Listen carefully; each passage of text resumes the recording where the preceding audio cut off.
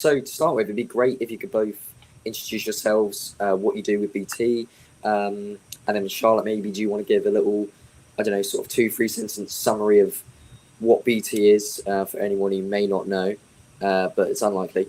But yeah. Yeah, sure, sounds good. Yeah, so hello everyone, my name's Leah, I'm a HR graduate. I'm currently in my second rotation. So my first rotation was in talent management and I started that last year, September. And my second rotation is now in the early careers team in recruitment. So I did, before this, I was a university student. I went to University of Birmingham and I studied psychology. So my name is Charlotte Everson. I'm head of early careers recruitment here at BT. So I've been doing the role about 3 years now, and I would say a big advocate for kind of continuous improvement. So this space is great because we're always looking to, improve how we can do things better for grads and get that candidate experience right for you guys. So it's great to be a part of, this session today and actually hear firsthand any questions or anything you have on BT in particular, or just, a grad journey in itself. So company info. So BT is a global communications company. So we've got over 100,000 employees. We generate in about 180 countries. So a vast majority of roles. We hire around 1,000 early career professionals each year. So during the pandemic, we didn't drop our numbers. We I think actually hired more than the year before. So we're really keen to get the early careers space and continue it because we know that it adds such value to BT. So our goal from a company aspect is basically to be the world's most trusted connector of people, devices, and machines. Okay, great. All right, let's jump into the questions. So the way it's going to work is they're split up into 3 sections. So we've got the company questions right at the start, industry questions, and then after that, there's a few personal questions. So we can dive in a little bit and find out a little bit more about your own personal careers and how you've got to where you are. So to start with, what would you say are the top reasons people choose to join BT over your competitors and the reason they stay? Because obviously, guys are in a pretty crowded space, especially in the UK.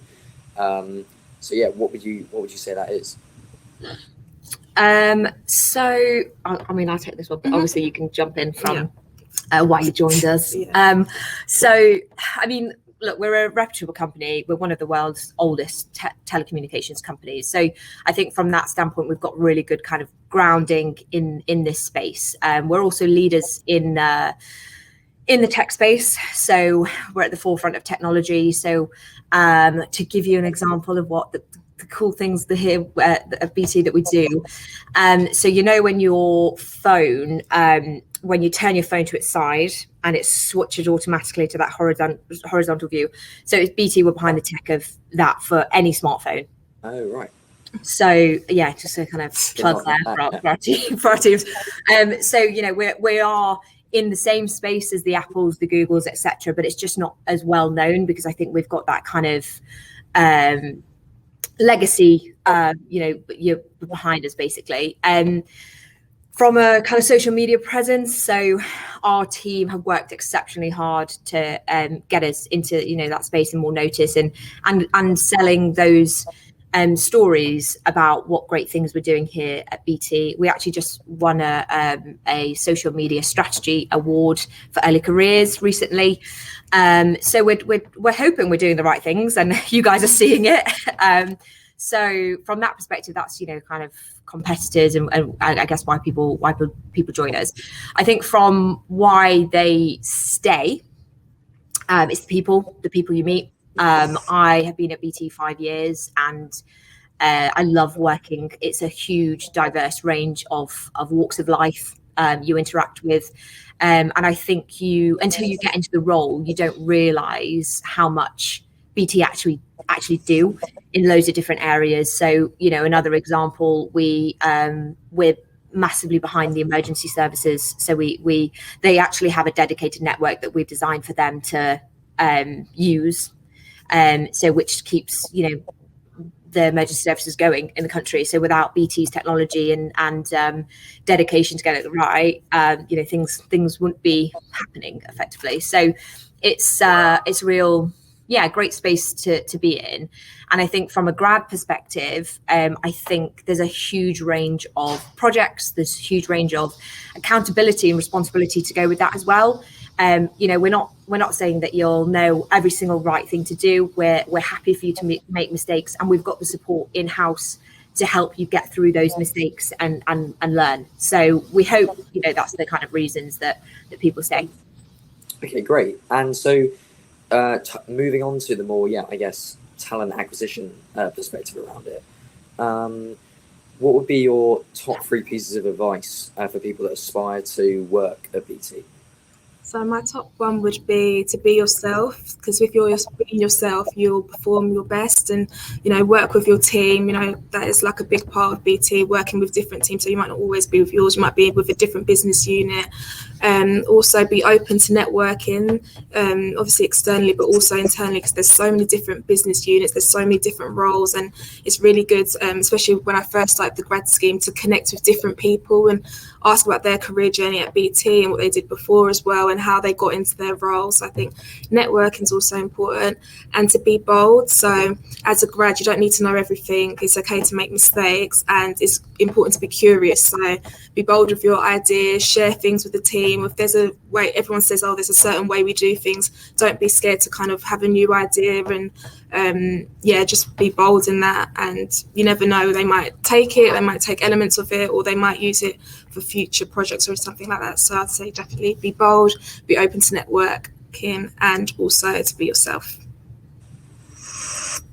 Okay, great. And how would you say graduates what can graduates do now to make themselves stand out amongst the crowd? Because I imagine, like, every big brand in the UK, you're going to be getting thousands and thousands of applicants this year. So what are some pieces or examples you can give of how previous graduates have stood out, or things they could be doing now? So I think that's probably quite a tough one, because we get thousands of applications a year, and we have a kind of rigid assessment approach that kind of goes through each stage. So for us, it's probably not until the assessment centre where you are meeting some of effectively your future line managers, and then our team would be there. Now we're moving into this virtual world. It's getting a little bit more hard, but it's from the feedback that we've had, it's working well. So we run virtual assessment centres, which is the time for grads to kind of show us their personality. What we kind of test for in those assessment centres is heavily in the kind of behavioural space as well. So it's how you react to problems presented to you. So that's what we're kind of monitoring as well from a behavioural perspective. So standing out, we have a set criteria as well here at BT. So there's qualifications from a degree aspect. We have certain roles that need certain degree types, etc., to go in it. So I think from our it's apply, and then do as many of these kind of tests. A lot of the big companies have a similar way of assessing grads. Just do it, just keep practicing, do as many as you can.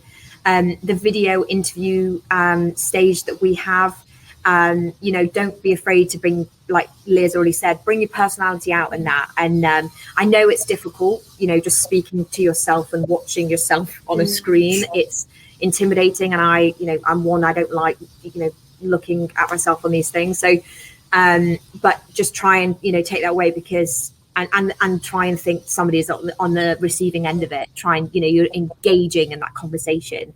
They're the probably kind of top tips. So it is difficult, because I don't want to say it's a numbers game, but it's the amount of applications and things we get.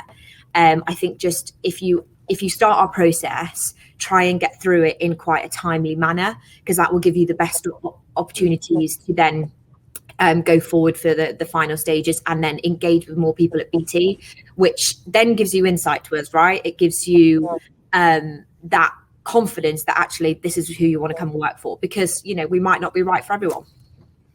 I was also going to add, for like the video interviews, a tip I would say is to actually record yourself. So before you actually click to do the video interview, go on your phone, just record, a generic answer to a question, then watch it back and see about your body language, your eye contact, and it's good to practice before as well.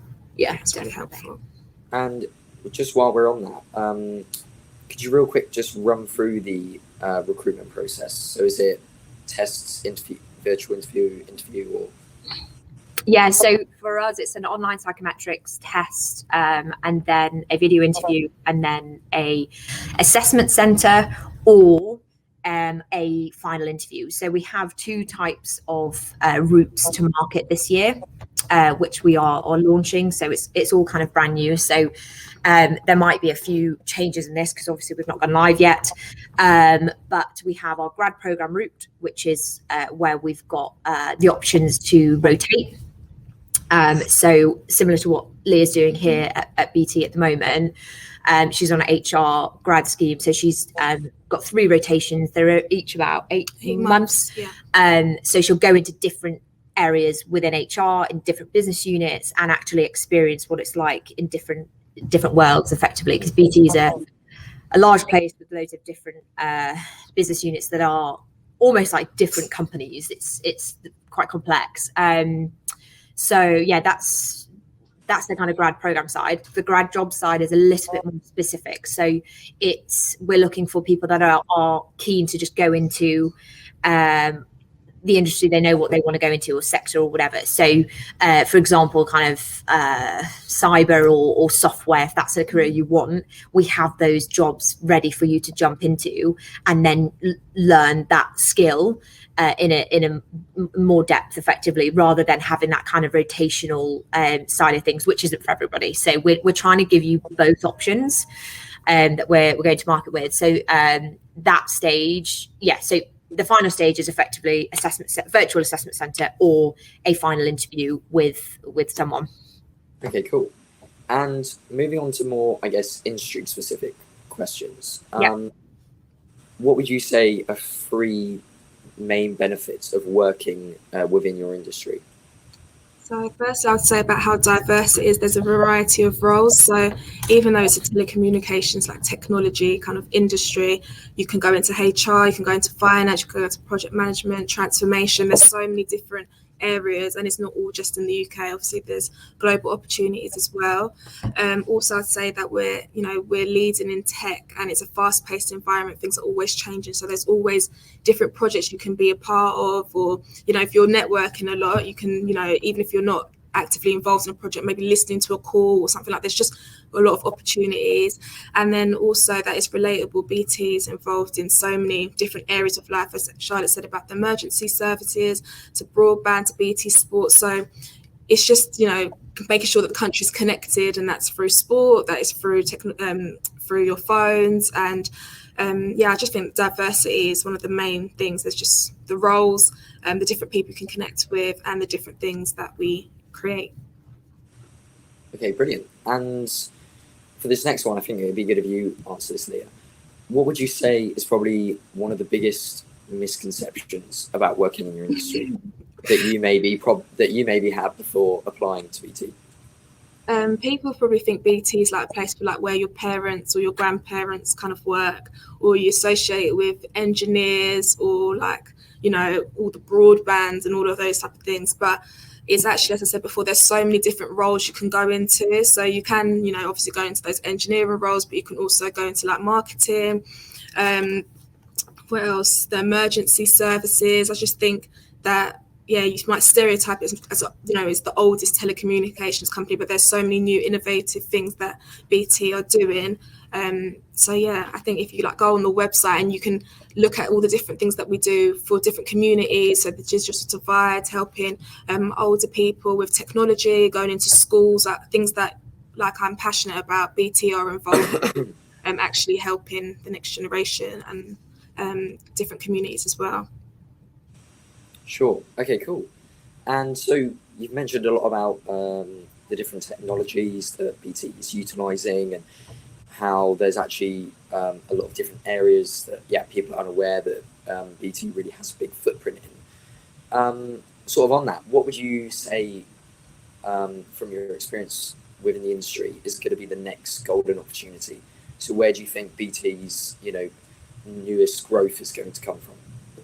Well, it is quite a tough question to answer, and what I can disclose. But obviously, we are innovating lots of new digital products, so that is going to continue to evolve. And also, we've recently going to be working to testing the hollow core fibre that's been recently announced. So in that whole fibre space, and also in digital products. So that's all I can really share. It's a little bit, we're only shared, there's things shared with us that obviously we then can't share externally, but they are doing interesting things in that fibre space where the advancement is going to be critical for the future kind of communications industry.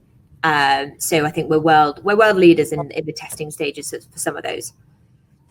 Okay, cool. And if we just go on to a few more personal ones now. Firstly, Charlotte, where do you think your success has come from? Like, if you could try and pinpoint a few factors or people or situations you put yourself in. I think I'm a big advocate for networking. I say this to Leah all the time. Like, you just got to network.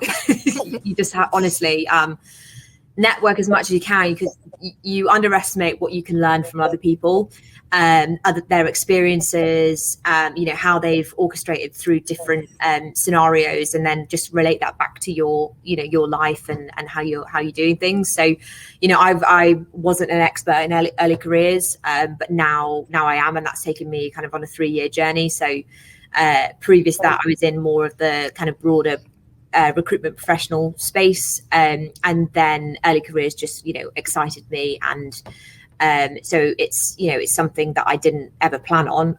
Each year I'd say reevaluate where you are with your life, and are you motivated by where you are, what you're doing, etc. So they would be the kind of probably main things where I think that has led me to where I am today. Mm-hmm. And how easy is that to do at BT? Because I mentioned earlier in today about, I remember talking to someone from a company once, I won't name the name, but they were saying how even if they wanted to, they couldn't, they were actually blocked from emailing someone who was at a much more senior level than themselves.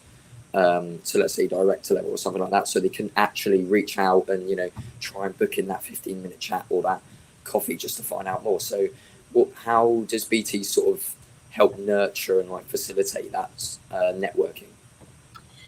I think it depends on your line manager as well, because they'll be a good gauge of how you do those routes. But I would say from a BT perspective, although it can be hierarchical from a structure on a piece of paper, actually, if you knock on someone's door or send someone an invite, the people will really, respond and give you that time. I think me thinking about the grad world coming in, I think a great way to orchestrate those conversations is actually network again, but work out who it is that you feel empowered by, or you feel that has got great kind of innovative ideas, and and then actually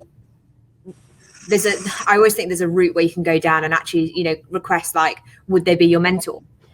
People are flattered by that, and actually thinking like, oh, that's brilliant that somebody thinks that they, and that's like a half-hour chat once a month to do a check-in.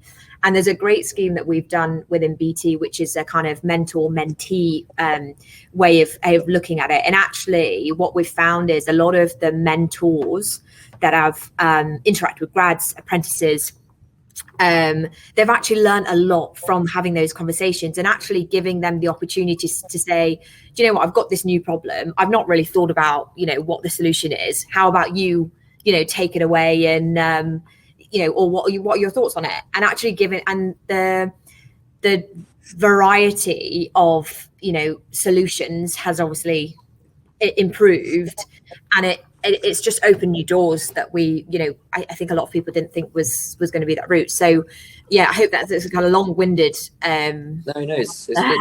but just don't be afraid to ask those questions. And I think, if you ever feel uncomfortable in a situation, you question why, and question the person involved, because you can only further understand and ensure you go away with the right information if you've asked those questions.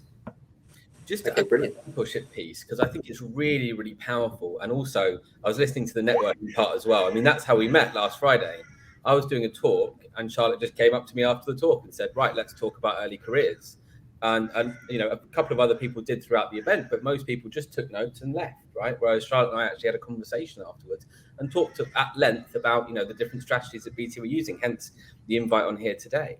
But that mentorship piece, I think, is really, really, really powerful. I train my guys when I'm coaching them. I say, look, go and get yourself an informal mentor. Go up to, if it's the first week of your graduate, your internship, go and speak to one of the managers, not yours, but one of the others. Say, can I buy you a coffee? Yeah. Can I take you for coffee? I'm new here. I'm just trying to get to know a little bit more about the company. Do you mind if I take you for lunch or buy you a coffee? And there's so much power that comes out of it. And I run a mentorship program myself, and I'm convinced on a weekly basis when I catch up with the people who are doing the mentoring, they're getting more value out of it than the mentee. Yeah. No, it seems to be going that way, definitely. Yeah, and it's part of it is that the people doing the mentoring are reinforcing the knowledge that they know, because they might get a little bit stuck on, like you said, the new ideas come out of this, and often there's a huge gap, both in years and also sort of knowledge and what the new technologies are and whatever that may be, and combining those two can be really, really powerful. So yeah, I just want to jump in and point that out. And so if anyone is going into a graduate role or going into an internship, go and invite someone for a coffee. Yeah, you never know where it's going to end up. Yeah, and I would say, just on top of that, not just if you join BT or join whatever company you're going to, look externally as well. Look at even if it's your your parents' friend, parents, friends, or aunties, uncles, or whatever, that are in a space or in a role that you think either nothing about, or they've striked you as a person that has got their shit together, kind of thing.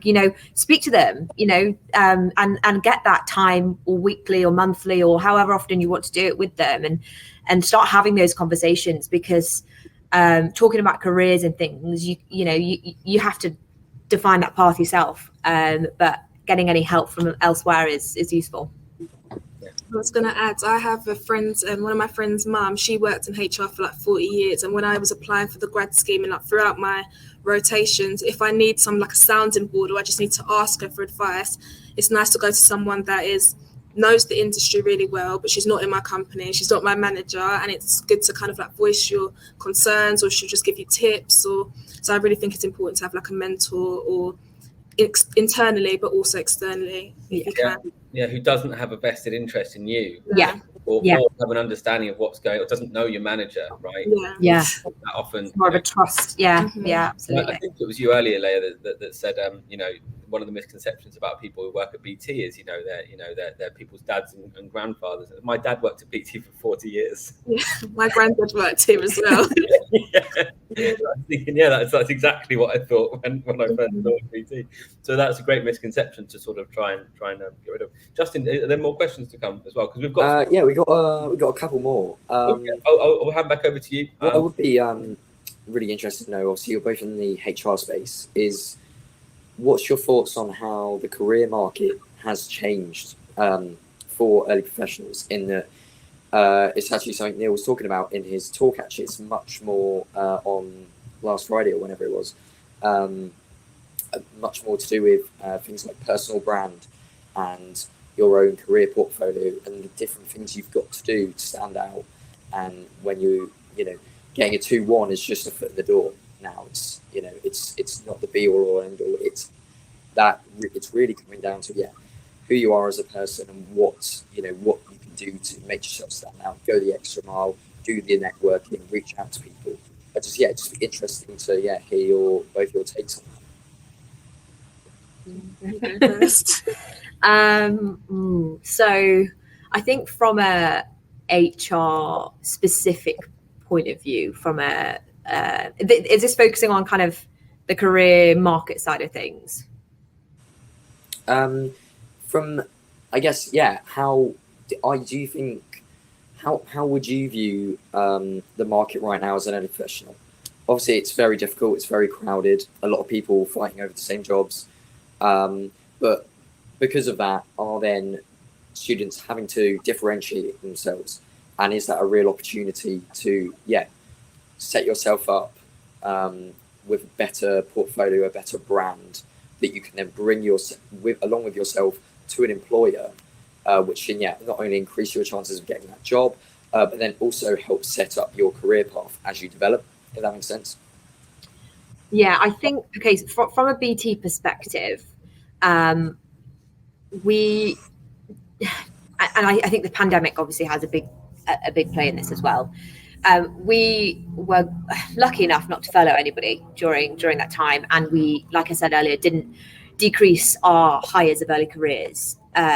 So for us, the demand is still there for it, right?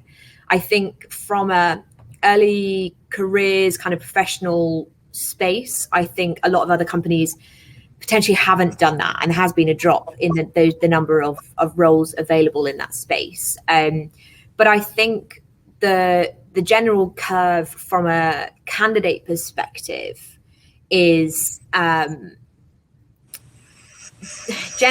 Z coming through are being more picky about where they go, and we're adapting to that.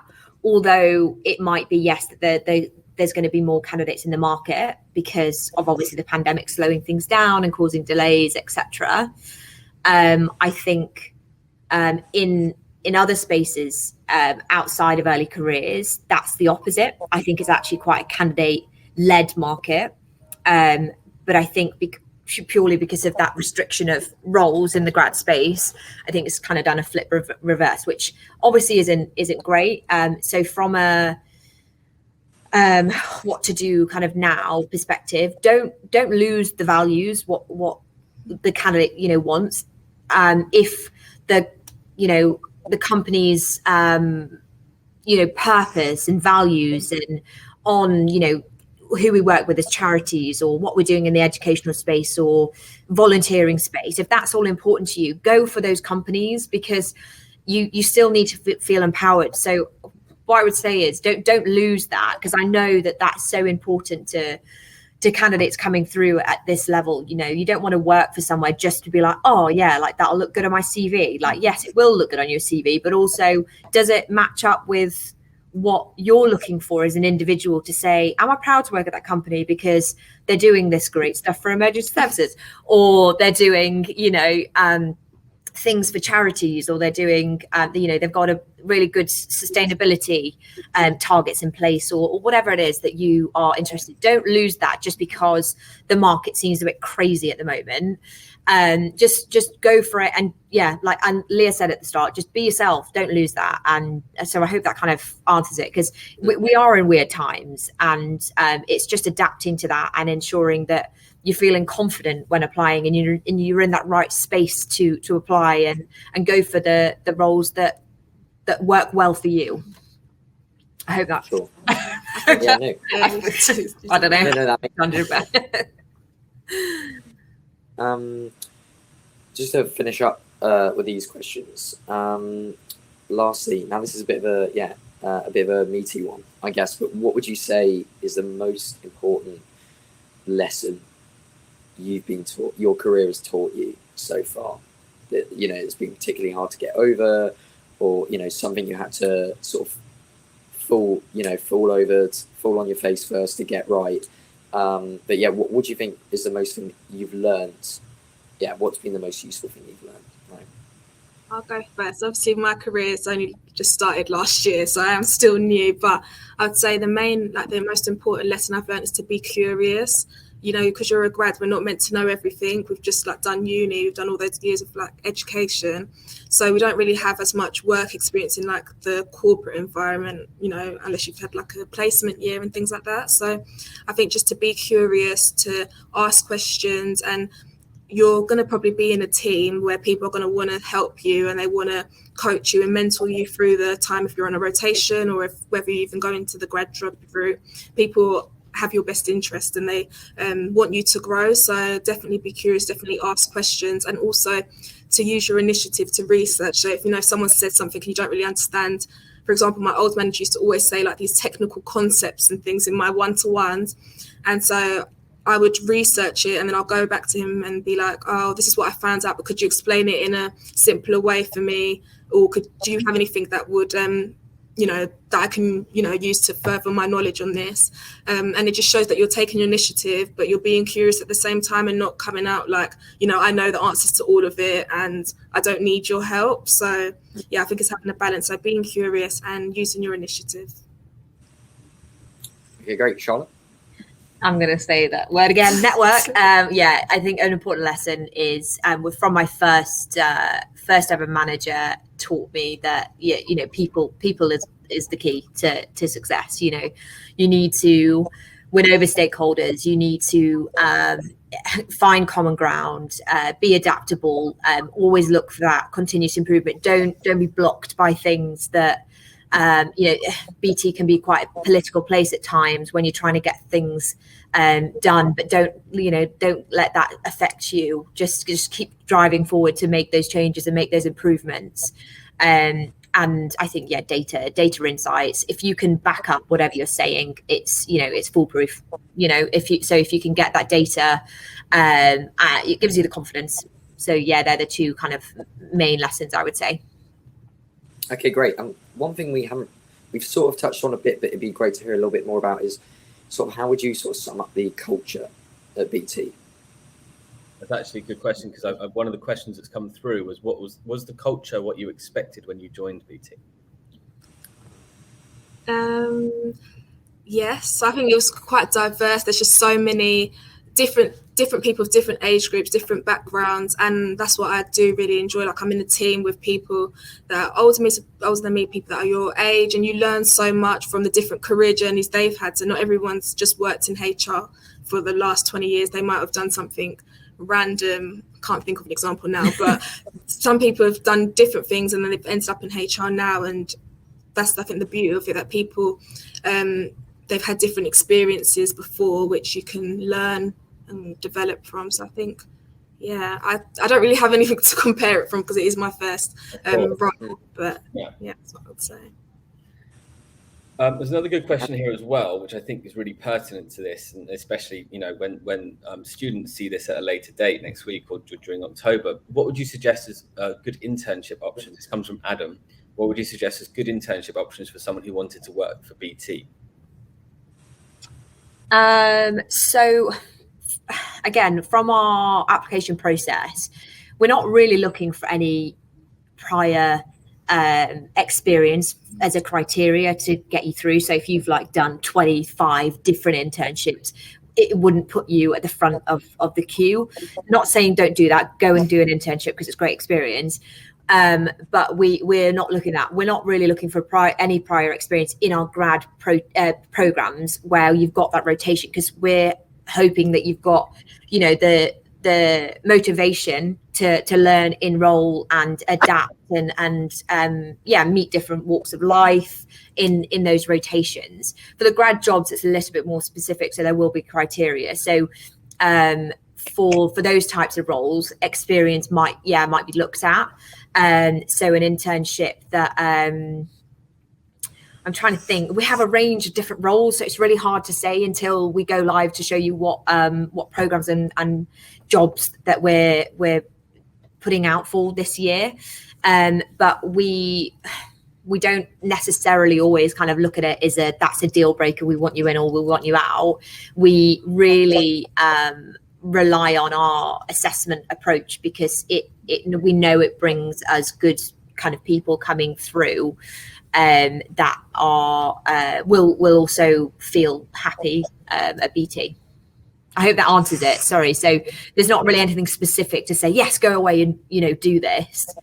I think just if it interests you, go and do the work experience, get that, network again.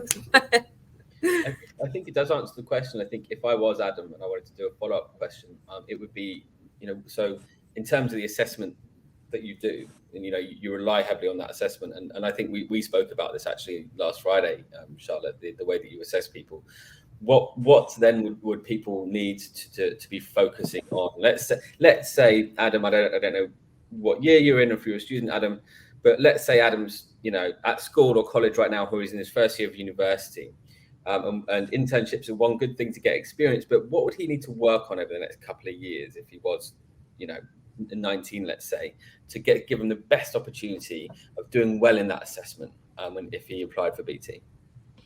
So from an assessment kind of marking perspective, we're looking for a kind of range things. And I think, to be honest, Leah's covered quite a few of those just in kind of the conversations and questions we've had. So, one of the main things we talk about is being a collaborative partner. So how you approach problems and how you would bring other people, in those, and when's the right time to do that and things. So having a think about that side of things is important. I'm trying to think of the other ones off the top of my head. I'm being bold, be a decision maker. Dealing with change. So all of those. And it's hard, right? Because you guys, yes, if you've done an internship, you might have a couple weeks or a year or 6 months experience in having these work type examples. But for our assessment, don't be afraid to talk about real life examples outside of work. If you went through a difficult change with a relative passing away, how you dealt with that and how you got yourself through that and things. There's those there. Credible answers as well. So don't feel like you need already work experience to come into it, because we're expecting you to have no prior experience to work, and we've got that support system in place when you join to help you coordinate through that career journey. I was also going to add, even for my interview, I can't remember if it's the video interview or my assessment centre, but even using examples like I failed my driving test like 3 times, and how did I overcome that? I kept, I obviously got upset, but then I had to just do it again and be like persistent. So I use like real life examples, or like if you did a university project and something went wrong, talk about how you dealt with it. Did you bring, did you lead, or did you support members of the team that needed help? Like use examples like that if you don't have actual work work experience. Yeah, and if it makes you feel better, I failed 4 times. So, I mean, exactly. I passed in the end. Yeah, I mean, so did I, but I got a long time after all my friends did, even though they were younger than me, which is the whole thing when you're at school. Anyway, you brought up some stuff there. So you've actually answered quite a lot of these questions that have come through during the session. So one is, what's the most common graduate path for someone successful getting enrolled at BT? And I think, again, we've sort of touched on the fact that there is no real one way of doing it, right? It's about that, giving examples of different life experience, not just work experience that is going to be part of that assessment process. I think you've touched on the assessment process, the interview process as well. So it's a video. Is it video typically first? Because I know so online psychometrics, video interview, and then either an assessment centre or just a final interview. Yeah, the 3 to 4 main stages. Yeah. So both those questions were from Dan S. Hopefully that's answered your question. Dan, let's cover some more. Are there remote roles available? And I guess just going a little bit further than that, what are the plans right now in terms of flexible working, staying in the office? What's going to be happening over the next couple of years, or is that still up in the air a bit? No, so we will have fixed locations for any role that you'll be joining us on. So it's dependent because they're all over the country. Mm-hmm. It's dependent what that kind of work or office is like. So, for example, the majority of our wider team and the talent space, they are. We're being advised to come in as long as you feel comfortable. It's about 2-3 days a week, in some of the new office locations. So we are going through a bit of a restructure and moving into nice new offices. So you won't get to witness some of the horrors that Leah has seen.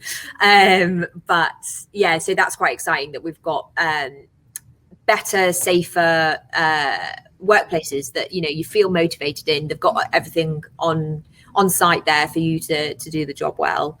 And so yeah, we are flexible with remote working. So I mean, both of us work from home 2 days a week or so, and then travel to where we need to. But as things are opening back up and things are going back to normal, I think it's important for us to have grad hubs, which we create, and to ensure that there's a number of grads in different locations, so you've got that kind of network of people as well. And although you might be in different teams, you'd still have some grads at the same location site as you, which I think just makes the experience a lot better, doesn't it? Definitely. I must say I've learned a lot more from working in the office than I have when I worked remotely from the start of my grad scheme, because you networking and stuff is more easier when it's face to face. So yeah, definitely. Yeah. 100%. There's another question here, which I'm not sure. Yeah, I'll ask it. Is BT hiring for UK-based students only? No. So we do have global roles in the graduate space. They've not been confirmed what locations they are yet, so unfortunately I can't disclose that yet. Okay. But yes, there are roles elsewhere, but they would be for, well, it's whether you've got kind of nationality in those countries or whatever, right to works, etc. But yeah, they are global opportunities. But there wouldn't be. We haven't got like a global program where you could rotate to Shanghai or Hungary or wherever. That's not set up. That's maybe a future thing we look at, because I think as somebody's recently said, who I've networked with, this virtual world has actually made the world a lot smaller place. Things aren't as far away as we think they are, and actually you can interact with more types of people. So yeah. Fantastic. We've got a great question here from a student. So firstly, what options are there? I think it's from Jess. So what options are there for apprentices? But the follow-up is, I'm currently at school, but will be finishing soon. I'm not sure whether to go to uni or try work straight away. PS, I'm really interested in technology. So we have both routes, which are great for either grads or apprentices. So apprentices will be going live later than our grads this year, so you'll be able to see those kind of opportunities coming through. So I hope, Jess, that you can see those and see if there's any of interest in those. But yeah, we've got loads of in the technology space, and the apprentices can range from 3 to 4 years. And some of them you can get a degree by the end of it, and beauty of it is you're being paid at the same time. So you're getting the in-house experience with us, and then we partner up with a training provider that gives you that qualification as well. So you'll be studying at the same time, but yeah, it's entirely up to you what the route is. I think the apprentice route is brilliant. I'm a real advocate for the apprentice route, because I think it gives you all of those skills really early on. But, not to say that might be the right, choice. The grad route is still great. The uni experience is brilliant. So it's entirely up to you and how you feel about things. I think the market is probably moving towards apprentices being a focus point. Yeah. Which is great, because uni is expensive. And yeah, sorry to those that are in any student debt at the minute. Been through that, and but yeah, so I hope that answered the question. We will be going live, so if you register your interest on our site for the apprentice program, so there's an early careers BT site that has an apprentice section, so you can register interest, and then we'll basically just give you updates when we go live and what programs they are. And then if you've got any questions, just email the team and somebody can pick up the phone and talk you through what that role looks like, etc. What the length of it is, etc. and things.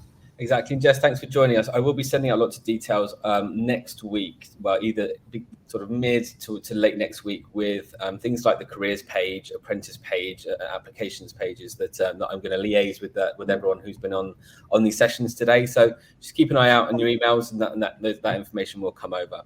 So yeah, just keep an eye out for that. But thank you for your question, Jess. So there's a few more questions. I think let's take one more. I think one that I really wanted to get answered was have you ever experienced a burnout during your career, and how do you cope with the pressure in such a demanding environment? Do you want to go first? You can go first. I'd say in my first rotation, obviously you're new to working, you're working from home, and it's just, it's different from the uni schedule where you can kind of do things at your own pace and things like that, and having like structure. So it was a bit of an adjustment. And sometimes in busy periods, I think as a grad, you don't want to ever say no to work, because you're like, your start of the career, like you feel like you should take on 100 different projects. But if you're doing that, you're not going to be, creating, your output's not going to be that good. So times when I did feel a bit burnt out, I just spoke to my manager, and I just, said all the workload that I have, and I was just like, I can't do everything. If as much as I want to be involved in everything, maybe some things needs to be delayed for a couple of weeks, or I might pick up that project at a later date, or work with someone else to kind of get the project done. So yeah, that's how I dealt with it. I felt really nervous to like kind of speak to my manager, but having my friend's mum, that I said was like the mentor, she told me just, have a call with your manager, write down everything that you're doing, and just say, what is urgent, prioritize that, and other things that can wait, see if there's anyone else in your team that can help you with it, or whether it's something that, maybe you won't be able to manage, doing that as well. So definitely communicate with your manager, and see if other people in your team can also support you as well. I'm not going to lie. Yes, I have experienced burnout. I've been at BT 5 years, and what's great is the support you receive. So we value the people that we hire, right? And we trust that people are doing the job well, and then hopefully enjoying it, etc. But I had an experience where everything just got too much, to be completely honest. And I didn't really, I didn't know what to prioritize. I didn't know how to, and I think I was new to the early careers role. And it was all kind of in a bit of a hybrid world where we were going through a big restructure. So there was a lot of uncertainty going on as well. And there was a lot of expectations to get things done, but with no real kind of goal. So I'm a person that doesn't deal well with that kind of uncertainty and not knowing what we're working towards and what the purpose is. If I've not got a purpose, I just kind of feel like a little bit lost. So I had about I would say probably about a week where my manager just said, look, just switch off, just reset, and then let's talk about it once you have reflected on that time. And we did that, and I then got a kind of plan of action in place to understand how to get myself out of that state.